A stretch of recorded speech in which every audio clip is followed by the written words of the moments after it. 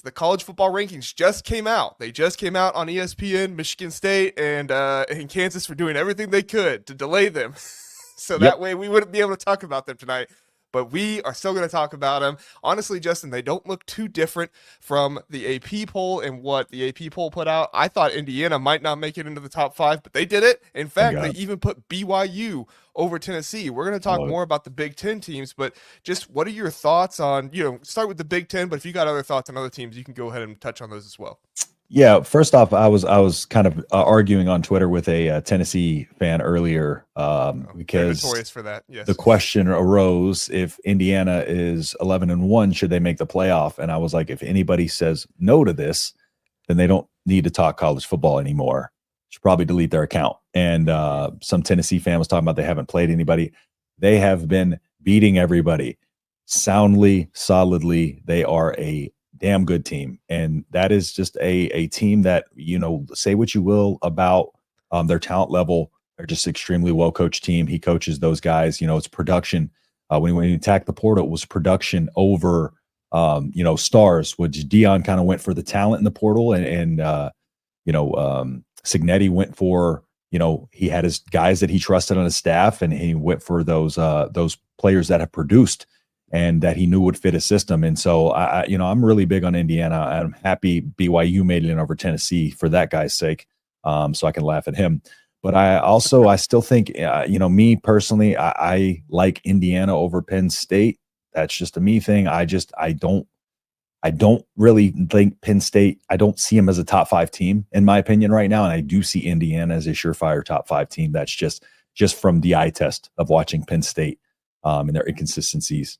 So where would you put Penn State at? Like 6, 7 behind Tennessee? I think I'd probably have Penn State around probably 6, 7. I just right outside of the top 5. I'd probably say, and it's because I think in a neutral field, of course Penn State beats by BYU, so maybe about 6. But yeah, right now I just think I think you could flip flop Indiana and Penn State for sure. But other than that, 1 and 2 are right. I think they got those right. 3 as well. Texas against Georgia, I feel like they just kind of came out of rhythm.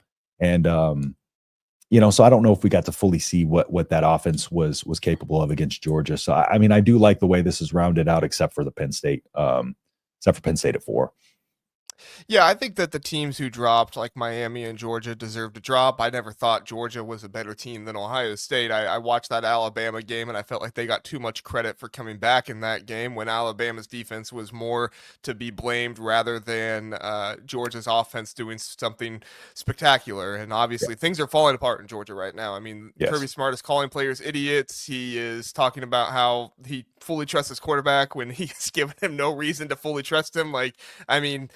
Normally I'm all for backing your guy, but your guy has not been doing well. He's smiling on the sideline while you're losing. Carson Beck, right. what? Yeah, Exactly. Like it's a bad look. You got safeties out there. They were celebrating with the Ole Miss fans, like, oh yeah, they're my old buddies. It's like, well, they're not your buddies after they beat you. Go back to the locker room. You just lost. Like, you got to be pissed. Like, I don't care if you're my buddy or not. If I just lost, I'm pissed. Especially the way you lost, 28-10. Like, yikes, Yeah. I guess you had time to dwell on it over on the sidelines. But anyway, back to the Big Ten teams. I'm okay with Indiana at 5 and Penn State at 4. I would personally probably put Indiana over Penn State as well. I think there's an argument for Indiana over Ohio State as well if you go by resume. I don't think I agree that Indiana is the better team than Ohio State, but we'll find out next week. That's the beautiful thing about this is we'll find out who is the better team, and we'll be able to see that. So right now, I am all for the 4 Big Ten teams in the top 5. It's funny to hear the narrative shift of the SEC teams where it's, for years it was, oh, well, we have the best teams in the country, so we're the best conference. And now that there's 4 Big Ten teams in the top 5, it's, well, depth. You can't argue with the depth. They haven't played anybody. Yeah, exactly. Meanwhile, UCLA beats Iowa, and they're like, ha, ha, ha, Iowa's bad. And it's like, or depth, question mark, which you were just talking about. But, exactly. It's not easy to reason with the folks down south. Hell no. But Justin, I do before we move on from this, I do want to get your thoughts on if you think that these four Big Ten teams are indeed a lock to get into the playoffs. We just saw Georgia drop all the way from third to Oh, 12th, which lost me. Justin will be back in just a second. We did just see Georgia drop all the way from third to 12th. And so for me, like that is kind of an interesting thing that a team would be not a team, the committee would be so willing to drop a team that low off of one loss. Now, granted, for Georgia, it is their second loss, and they did so in a fashion that was obviously rather embarrassing. We just talked about that. However, if Indiana does lose to Ohio State, then the argument could be made. They never had a good schedule, all this stuff. I don't think that argument is accurate. Me personally, I think that you need to go with the team that has been performing all season, and I think the schedule stuff gets overblown sometimes, right? I think sometimes we just go too much into the schedule and say like, oh, well, this team only beat this team who has this record and yada yada yada. Let's look at the play on the actual field. How has Indiana played on the actual field? If you look at what they did to Michigan, Michigan is a good running team. They're not great, but they're a good running team. That's the strength of their offense. And what and what they were able to do to confuse that offensive line, get in the middle and show guys, the gaps, but then also fill the gaps immediately right away.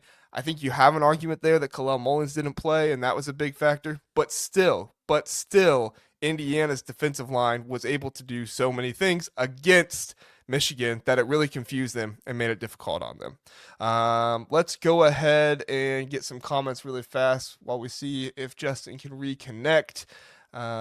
Philip says SEC teams playing in the snow, great home field advantage. That is honestly one of the best parts about this, in my mind, is these SEC teams having to come to Penn State, Ohio State, Oregon, Indiana, whoever is there. They in the college football playoff prediction show rankings tonight, they had Alabama going to Indiana to play. Boy, what a treat that would be to see the big bad Alabama have to go all the way to Bloomington and play there. That would be a treat to watch that happen. Sean says Penn State best win is Illinois, and I think that has to be considered as well. And I think that probably is what has Penn State over Indiana. Although Penn State does have the one loss, it is similar to Ohio State's situation where the one loss was a close game against a team that is number 2 in the nation.